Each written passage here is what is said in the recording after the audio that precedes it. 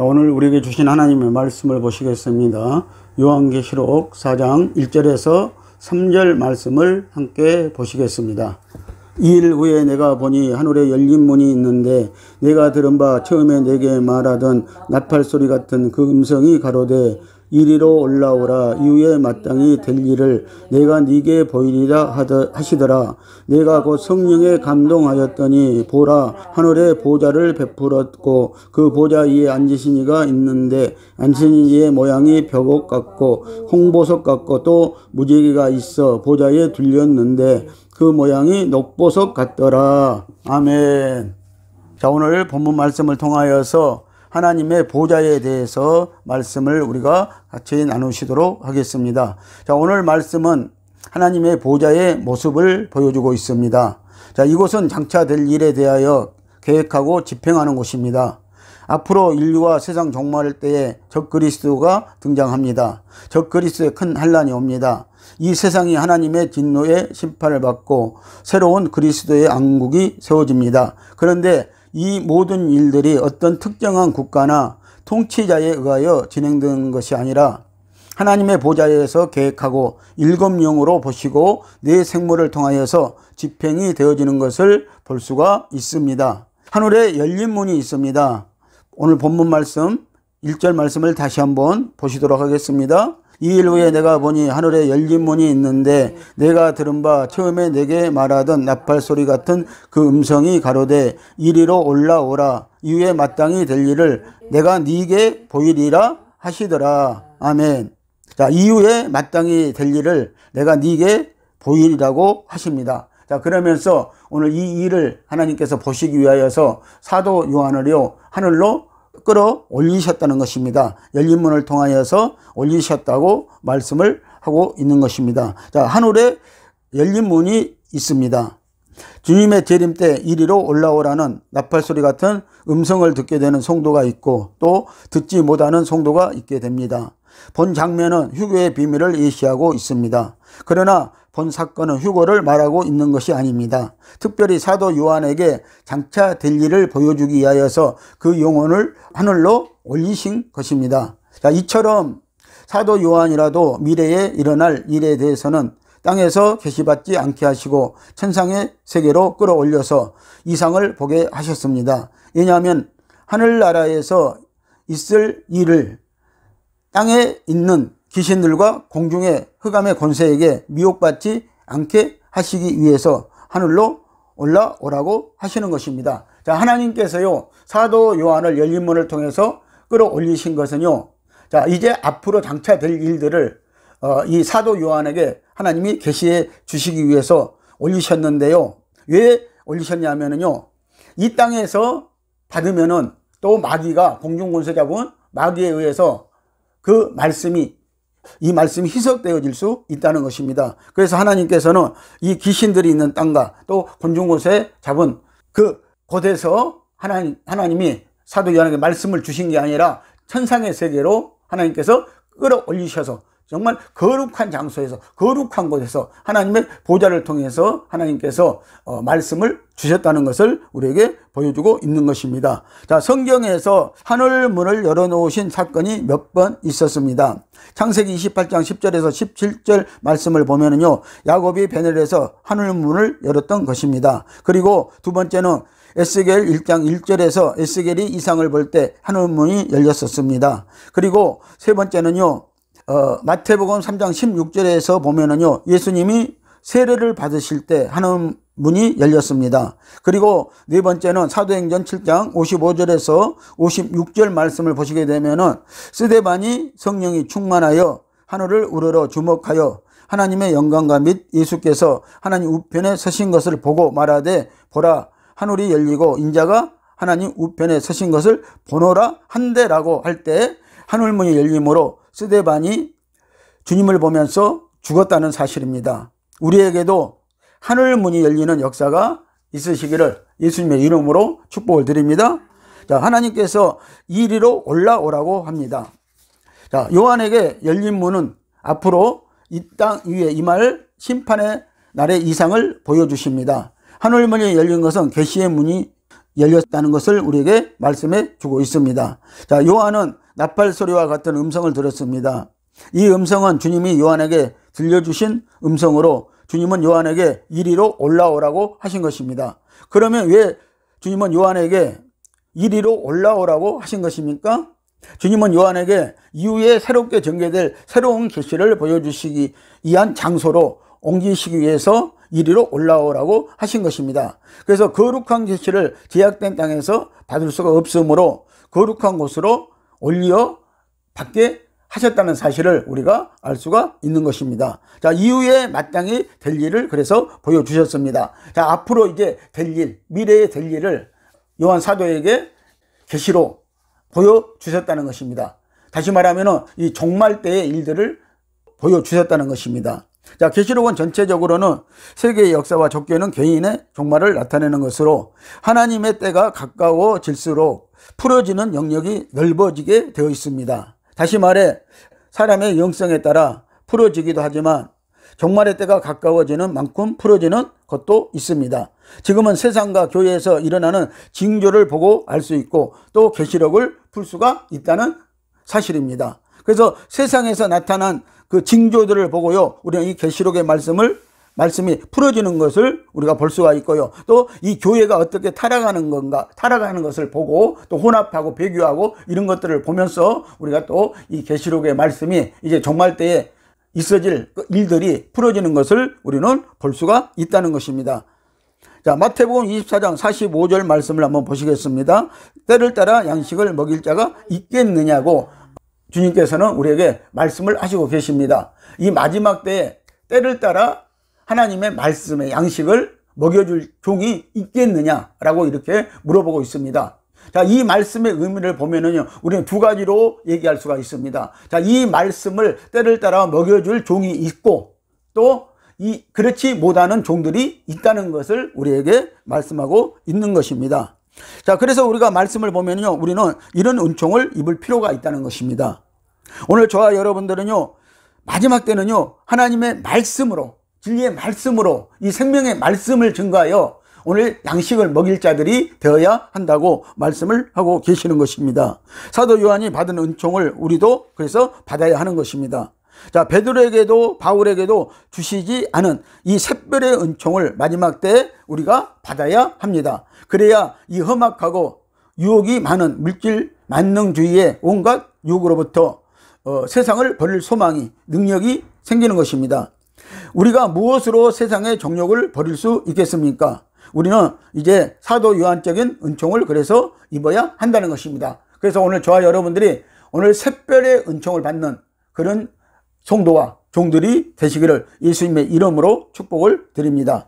하나님의 보좌의 모습을 보겠습니다. 자, 2절 3절 말씀입니다. 내가 곧 성령에 감동하였더니 보라, 하늘의 보좌를 베풀었고 그 보좌 위에 앉으신 이가 있는데 앉으신 이의 모양이 벽옥과 홍보석 같고 또 무지개가 있어 보좌에 둘렀는데 그 모양이 녹보석 같더라 라고 말씀하고 있습니다. 자, 이 하나님의 보좌를 보니까요, 그 하나님의 보좌에 앉으신 이가 있는데 앉으신 이의 모양이 벽옥과 같고 그리고 또 홍보석 같고 또 그 보좌를 둘러친 무지개가 있더라고 이렇게 말씀을 하고 있습니다. 그래서 그 모양이 최종적으로는요, 녹보석 같더라 라고 이렇게 말씀을 하는 것을 보게 됩니다. 자, 그 보좌 위에 앉으신 이가 있습니다. 자, 이 책에서 하나님의 보좌는 하나님의 행정의 중심입니다.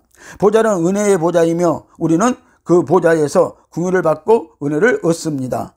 자, 이 책에서 보좌는 심판의 보좌이며 세상은 이 보좌에서 심판을 받습니다. 결국 하나님께서 모든 심판을 집행하신 후에 하나님의 보좌는 영원한 생명을 공급하는 보좌가 될 것입니다.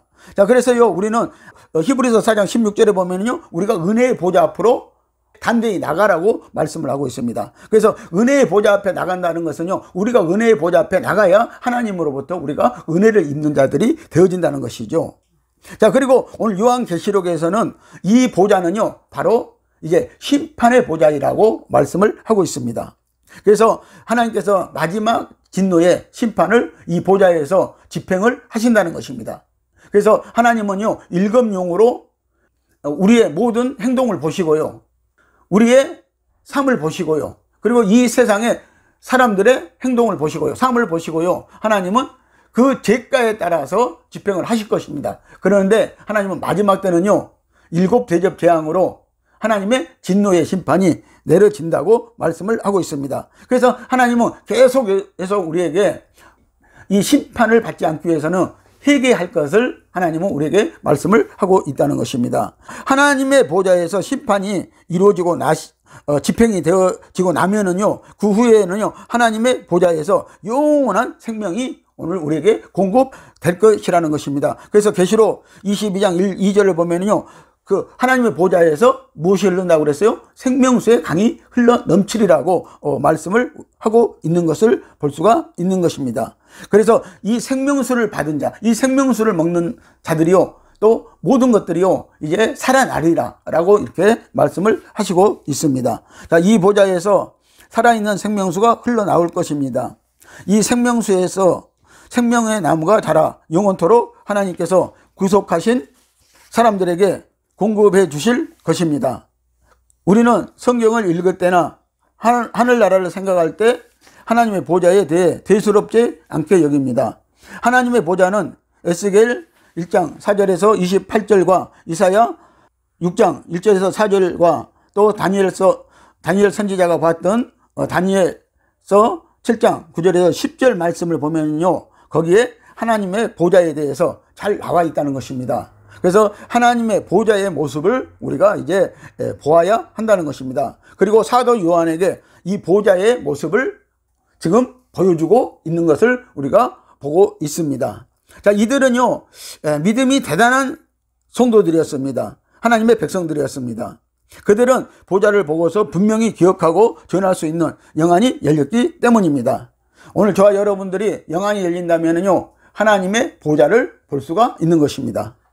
자, 예를 들어 앉으신 이의 모양이 벽옥과 홍보석 같고 또 무지개가 있어 보좌에 둘렀는데 그 모양이 녹보석 같다라고 하였는데, 보좌의 모양과 색깔도 볼 수가 있다는 것을 우리에게 지금 말씀을 하시고 있습니다. 자, 그래서 에스겔이나 다니엘이나 그리고요 이사야나 이런 사람들은요 분명히 하나님의 보좌를 봤다는 것이죠. 그리고 사도 요한도 하나님의 보좌를 보았다고 이렇게 말씀합니다. 그래서 하나님의 보좌의 그 색깔도 보았다고 말씀을 하고 있고요. 하나님의 보좌는 이 보석으로 둘러 있는 것을 보았다고 이렇게 말씀을 하고 있는 것을 우리는 볼 수가 있는 것입니다. 자, 앉으신 이의 모양이 벽옥과 홍보석 같고라고 말씀을 하시고 있습니다. 요한이 하늘에 놓인 보좌를 보았을 때 그는 보좌 위에 앉으신 이가 있는데 앉으신 이의 모습이 벽옥과 홍보석 같고 또 무지개가 있어 보좌에 둘렀는데 그 모양이 녹보석 같았음을 보았습니다. 요한계시록 21장 11절에 따르면요, 벽옥은 지극히 귀한 보석이며 수정과 같이 맑습니다. 그 색깔은 짙은 녹색이 분명하며 생명의 풍성함을, 그래서 이 보석은 상징을 하고 있다는 것입니다. 자, 여기서 벽옥은요 다이아몬드를 가리키고 있습니다. 자, 이 다이아몬드는 녹색입니다. 이 다이아몬드는 녹색 중에서도요 최고의 가치를 가지고 있는 다이아 보석이라는 것입니다. 녹색 보석이라는 것입니다. 그래서 다이아몬드 중에서요 보면은요 백색과 노란색과 핑크색이 있고 블루 다이아가 있습니다. 그런데 이 녹색 다이아는요 사실 최고의 고가품인 것입니다. 그래서 이 녹색 다이아는 사실 결코 이렇게 사람들에게 잘 발견이 되지 않고 있지만 분명히 하나님의 보좌에는요 이 녹색 다이아몬드가 되어 있다고 이렇게 말씀을 하고 있습니다. 자, 이것은요 이 녹색은요 우리에게 생명을 하나님이 주시기 위한 것을 예표적으로 보여주고 있는 것입니다. 그래서 최고의 비밀인 것입니다. 자, 벽옥은 요한계시록 21장 11절이 가리키듯이 주님의 풍성한 생명 안에 있는 주님의 영광과 거룩성을 그래서 상징하고 있습니다. 자, 그것은 거룩한 성 새 예루살렘의 모습이며 하나님의 모습이기도 합니다. 새 예루살렘 성은 12보석으로 되어 있습니다. 또 12보석은 12지파이고 신부인 성도들을 상징적으로 말씀하고 있습니다. 출애굽기 39장 6절에서 7절 말씀을 보게 되면요, 대제사장의 옷 어깨 위에 호마노 둘에 12지파의 이름을 새겨 올려 놓았습니다. 양 10개 위에 군인들의 계급장처럼요. 호마노 2개에다가 6지파서 이렇게 이름으로 거기다 새겨가지고 대제사장 옷에 어깨 위에 올려 놓았다는 것입니다. 이것은 뭐예요? 대제사장이 앞으로 이 12지파를 이끌어 가야 된다는 것입니다. 12지파를 지고 가야 된다는 것을 이렇게 상징적으로 보여주고 있었던 것입니다. 자, 창세기 2장 12절은요. 비송강에서 처음으로 정금과 보석인 베델리엄과 호마노가 대표적으로 있었다는 사실을 우리가 볼 수가 있습니다. 또 사람은 흙으로 지음을 받았고 돌, 반석 예수를 믿고 돌이 되어집니다. 그리고 돌이 인내로 변화된 것이 보석이라는 사실입니다. 자, 그래서 우리는 처음에 흙으로 지음을 받았습니다. 자, 그리고 우리가 예수 믿고 나면은요, 예수는 돌이라고 그랬습니다. 반석이라고 그랬습니다. 우리가 돌이 되어진다는 것, 흙이 돌이 되어진다는 것입니다. 이 돌이 변화된 것이 보석입니다. 그러므로 우리가 이런 단계를 걸쳐서 우리는 예루살렘 성을 쌓는, 예루살렘 성을 이루는 그런 보석들이 12보석들이 되어져야 한다고 성경은 우리에게 말씀을 하고 계시는 것입니다. 자, 그러므로 하나님의 보좌에는 보석으로 되어 있습니다. 새 예루살렘 성은 하나님의 보좌이며 보석으로 변화된 성도들의 성이라는 것입니다. 또 홍보석은 예수 그리스도의 피값으로 산 구원을 상징적으로 말씀을 하고 있습니다. 자, 그래서 이 홍보석은요, 예수 그리스도의 피를 상징하는 보석이라는 것입니다. 예수 그리스도의 피값으로 우리는 구원을 받는다는 사실을 여러분들 잘 알고 있어야 하는 것입니다. 자, 무지개의 모양이 녹보석 같더라고 이렇게 말씀을 하고 있습니다. 자, 하나님의 보좌에 무지개가 들러 있습니다.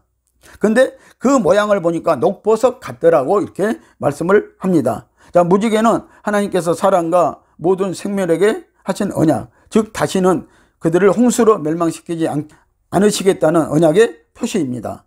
이 말씀에서는 하나님께서 땅과 땅에 거하는 모든 사람을 함께 심판하신다는 것을 보여줍니다.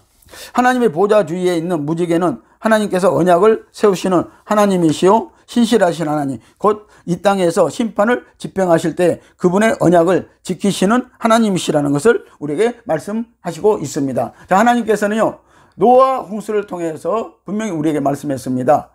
창세기를 보시면은요, 9장을 보시면은요, 거기에서 분명히 이렇게 말씀하고 있습니다. 이제는 하나님께서 세상을 인류를 물로 심판하지 않겠다. 그러면서 앞으로는 불로 분명히 심판을 하시겠다고 말씀을 하셨던 것입니다. 이것이 바로 무지개 언약인 것입니다. 자, 하나님은 다시는 홍수로 인류를 심판하시거나 인류 전체를 멸망시키지 않으시고 노아의 가족 일부를 보존하셔서 이들을 새 땅에서 새 민족들이 되게 하시어 하나님께 영광을 돌리게 하셨습니다. 우리는 하나님의 신실한 약속을 먹고 그래서 살아야 한다는 것입니다. 홍수 심판 때 노아의 하나님의 말씀을 듣고 그 말씀에 순종하여 방주를 지어서 구원을 받은 노아의 가족 8식구를 하나님은 구원하셨고 그 노아의 가족 8식구를 통해서 또 인류가 번성되게 하셨다는 것입니다. 그 번성된 인류 중에서 하나님은 이제 새 민족들이 되게 하셔서 하나님의 나라에 다시 말하면 천년왕국 백성을 지금 만들고 계시다고 이렇게 말씀을 하십니다. 그래서 이 백성들에게는 이제 물로 심판하지 않고 불로 앞으로 너희들이 죄를 지으면 심판하시겠다고 말씀을 하셨던 것입니다. 그것이 바로 무지개 언약이라는 것입니다. 자, 계시록 5장에 가면은 이 보좌에 어린 양이 함께 있음을 보게 될 것입니다. 그러므로 하나님의 생명은 어린 양, 곧 예수 그리스도로 말미암아 우리에게 풍성히 공급될 것을 약속하고 있는 것입니다. 자, 계시록 5장 1절 말씀을 보면은요, 내가 보매 보좌에 앉으신 이의 오른손에 책이 있으니 안팎으로 썼고 7인으로 봉하였더라고 보좌에 앉으신 분의 손에 두루마리가 있다고 말씀을 하고 있습니다. 자, 이 생명 주시는 또 구속하시는 하나님은 손에 비밀을 갖고 계십니다.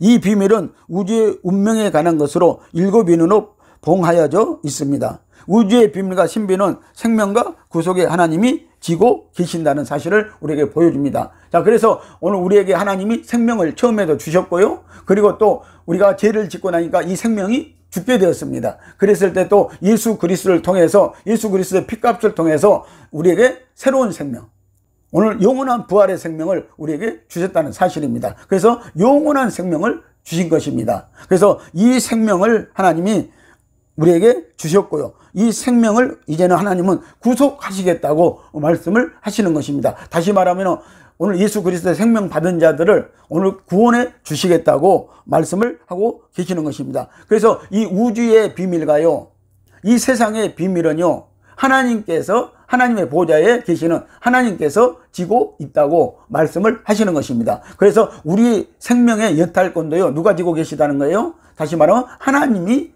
지고 계시다는 것입니다. 그래서 오늘 저와 여러분들이 하나님으로부터 우리가 생명을 얻어야 돼요. 예수 생명을 얻어야 된다는 것입니다. 그리고 하나님이 죽이고 살리시는 것도 하나님이 하시고요. 이 우주의 역사도 하나님이 운행하시고 계시다고 이렇게 말씀을 하시는 것입니다. 자, 이제 어린 양이신 예수 그리스도가 이 일곱 봉인을 떼실 것입니다. 그것은 계시록 6장에서 열리기 시작할 것입니다. 하나님의 말씀은 언제나 창세기에서 시작하여서 요한계시록에 가서 완성을 보게 되어집니다. 하나님의 보좌는 만세 전에 펼쳐졌지만 이제 계시록에 와서 그 예수 그리스도를 통해서 생명 주시겠다는 약속이 완성되어졌습니다. 하나님의 모든 역사는 창세기에서 시작하여 요한계시록에서 그래서 완성을 맺는다는 것입니다. 그래서 저는 이렇게 말합니다. 자, 창세기에서는요, 하나님이요, 모든 씨를 심었다는 것이죠. 먼저 우리 사람의 생명의 씨를 심고요, 그 다음엔 동물의 생명의 씨를 심고요, 그 다음에는 만물들에게 생명의 씨를 하나님은 뿌리고 심었다고 이렇게 말씀을 하고 있는 것입니다.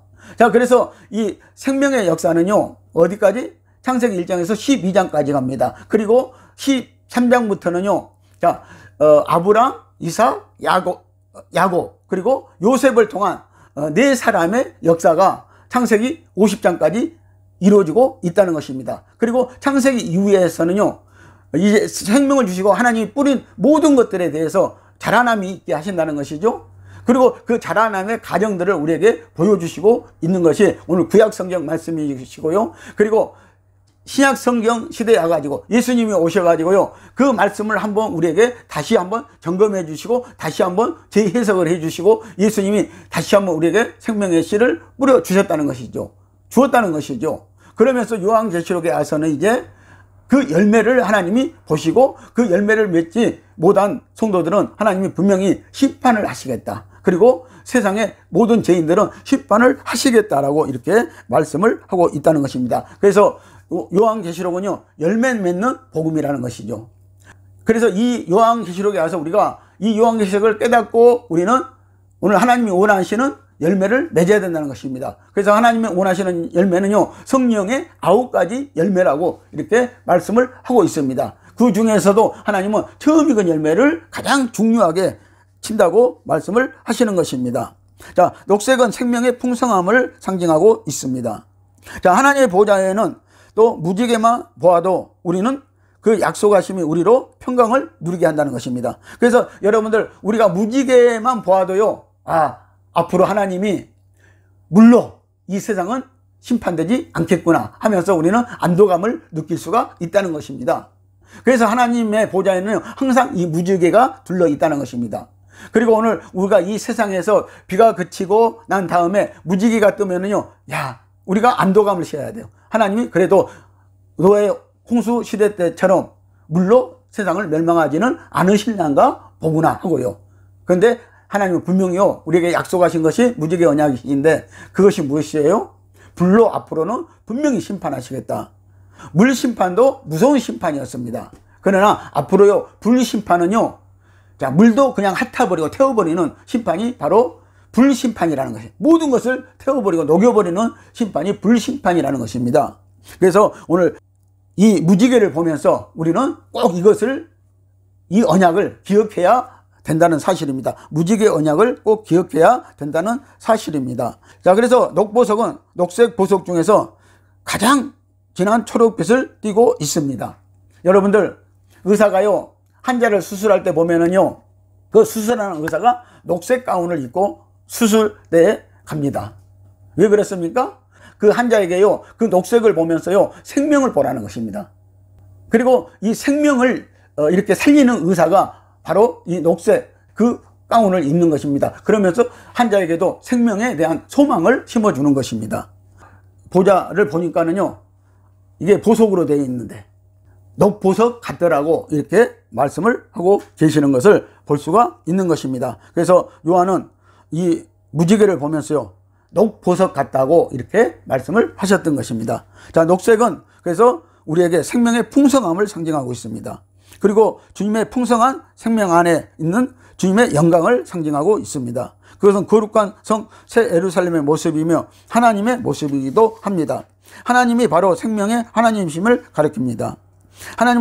하나님의 색은 먼저 녹색으로 주님이 생명의 근원이심을 증거합니다. 따라서 무지개 모양이 녹색 보석 같다고 한 것은 생명의 근원인 하나님께서 우리에게 약속하시는 것은 우리에게 생명을 주신다는 뜻을 가리키고 있는 것입니다. 그래서 하나님은 지금도 우리에게 생명을 주셨어요. 하나님의 나라의 백성이 되기를 원하신다는 사실을 여러분들 아시기를 예수님의 이름으로 축복을 드립니다.